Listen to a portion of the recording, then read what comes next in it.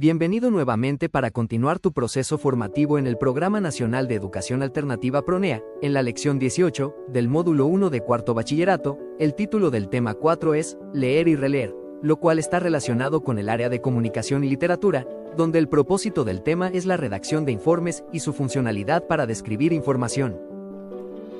Situación de contexto. Novelas guatemaltecas que todo chapín debería leer. Entre la variedad de libros clásicos, existen novelas guatemaltecas que por excelencia se leen en los colegios y escuelas del país.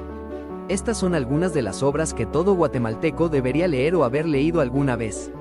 Popol Vuh, libro sagrado quiché que, a través de diferentes narraciones mitológicas, explica el origen del mundo, de los pueblos, del ser humano y su civilización. La hija del adelantado, novela histórica de la época colonial, hecha por el escritor guatemalteco José Milla y Vidaurre, el cual se desarrolla en la antigua capital del Reino Guatemala. Historia de un Pepe. La novela narra la trágica vida de un huérfano y muchacho llamado Francisco Roxel. Él fue recogido por su tío quien, desde muy temprana edad, lo obligó a trabajar. Se trata de otra de las obras de José Milla. De las portadas de libros que aparecen en la imagen, ¿cuáles he leído?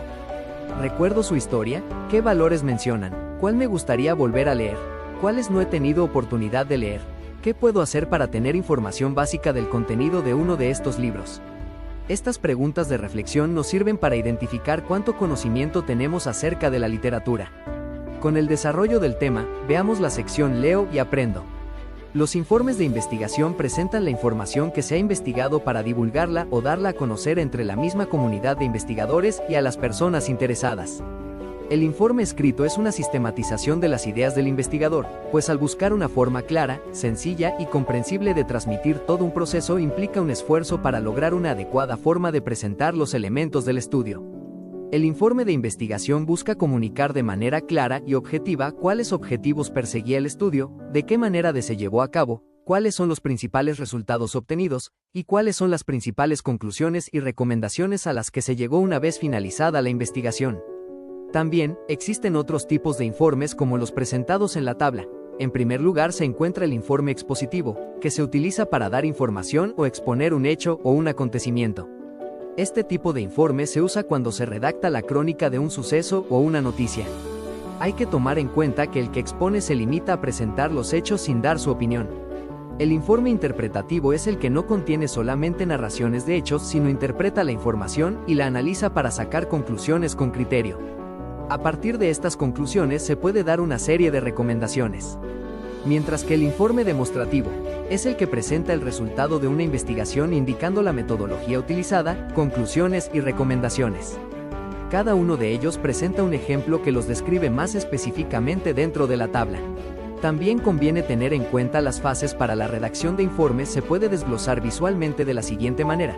Primero, la planeación. Después corresponde la recopilación de información, posteriormente pasa por la contextualización de información, se debe asegurar la adecuación a la audiencia, después se procede a la redacción de la información para proceder con una revisión y edición del texto, y finalmente se concluye con la presentación del informe.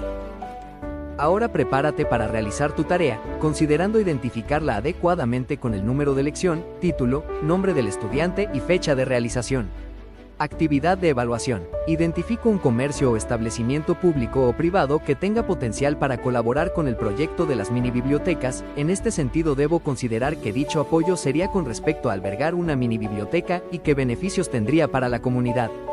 La tarea solicita que se realice una presentación digital para solicitar el apoyo, pero si no se cuenta con una computadora se va a trabajar en formato de exposición ilustrada.